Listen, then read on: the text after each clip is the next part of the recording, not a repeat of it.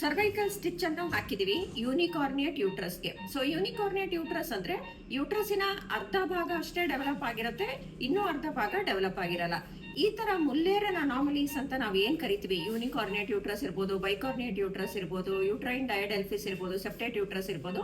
ಇಂಥ ಯೂಟ್ರಸ್ ಗಳಲ್ಲಿ ಸ್ವಲ್ಪ ಚೀಲದ ಬಾಯಿಯಲ್ಲಿ ವೀಕ್ನೆಸ್ ಇರುತ್ತೆ, ಅಂದ್ರೆ ಸರ್ವೈಕಲ್ ಇನ್ಸಫಿಷಿಯನ್ಸಿ ಇರಬಹುದು ಅಂತ ನಾವು ಪ್ರೊಫಿಲಾಕ್ಟಿಕ್ ಆಗಿ ಈ ಸ್ಟಿಚ್ ನ ಹಾಕ್ತಿವಿ.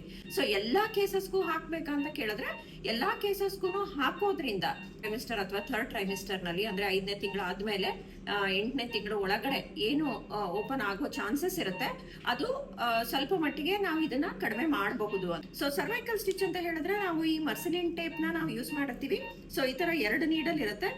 ಇತ್ತು ಅಂತ ಹೇಳಿದ್ರೆ ಇಲ್ಲಿ ನಾವು ಸ್ಟಿಚ್ ತಗೊಂಡ್ಬಿಟ್ಟು ಅದನ್ನ ಹೊಲ್ದ್ಬಿಟ್ಟು ಇಲ್ಲಿ ಒಂದು ಗಂಟು ಹಾಕಿರ್ತೀವಿ. ಸೊ ಈ ಸ್ಟಿಚ್ ನ ನಾವು 36 ವಾರಕ್ಕೆ ನಾವು ರಿಮೂವ್ ಮಾಡ್ತೀವಿ. ಅವ್ರಿಗೆ ನಾರ್ಮಲ್ ಡೆಲಿವರಿ ಚಾನ್ಸ್ ಕೂಡ ಇದರಲ್ಲಿ ಇರುತ್ತೆ.